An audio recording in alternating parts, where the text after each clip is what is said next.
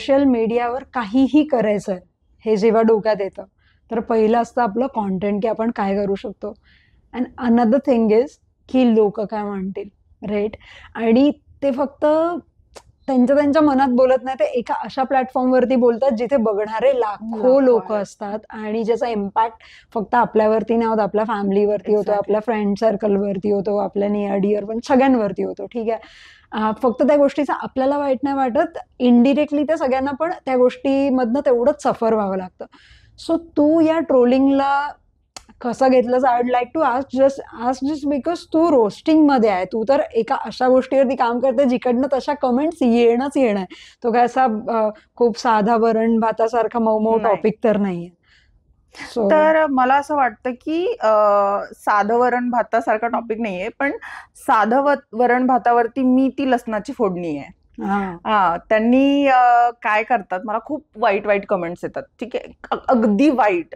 मग मी काय करते, मी जाते त्यांचं अकाउंट चेक करते, काय लिहिलंय बायो मध्ये, कसे ते दिसतात ते बघते, आणि मग मी त्यांना तिथेच रोस्ट करते. आता एक उदाहरण देते छोटस, की एक रिसेंटली माझा एक व्हिडिओ व्हायरल झाला होता, त्याच्या खाली कमेंट्स आली होती, भवाने तुला काय करायचं गे, तू तुझं बघेडी. तिने मला शिव्या दिलेल्या त्याच्यामध्ये. ओ, तिने दिलेला? हा, तिने. आणि मग मी गेले आणि मी बघितलं तिचं अकाउंट, त्याच्यामध्ये बायोमध्ये केक मर्डर लिहिलेलं होतं. मग मी तिला रिप्लाय केला की बायोमध्ये केक मर्डर लिहिणाऱ्यांशी मी वाद घालत नाही, संपला विषय. माझा तो रिप्लाय इतका व्हायरल झाला की त्याला 2,500 लाईक्स आहेत. Oh my God. आणि माझं असं Oh my झालं God. की वेट, हे चांगलं आहे.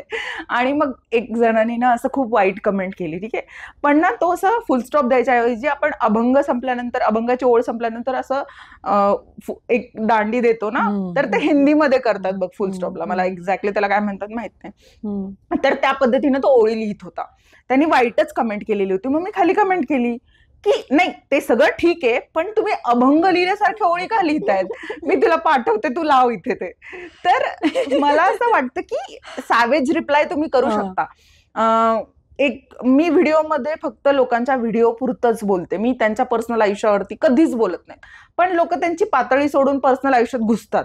मग मला असं वाटतं की जे तुम्हाला पडद्यावरती, कॅमेऱ्यावरती दिसतंय त्याच्यावरतीच बोला ना. माझ्याबद्दल नका, माझ्या पर्सनल आयुष्यामध्ये बोलण्यापेक्षा तुम्ही मला रोस्ट करा, ट्रोल करा, काहीही करा, पण मग तुम्ही इतकं नका ना घसरू, तुमची जीभ इतकी नका घसरवू देऊ की तुम्हाला नंतर मग मी दिलेला रिप्लाय सहन नाही होणार. कारण मग माझं एक वाक्य असतं की तुम्ही दुसऱ्यांबद्दल तितकंच बोलावं जितकं तुम्ही स्वतःबद्दल ऐकून घेऊ शकता.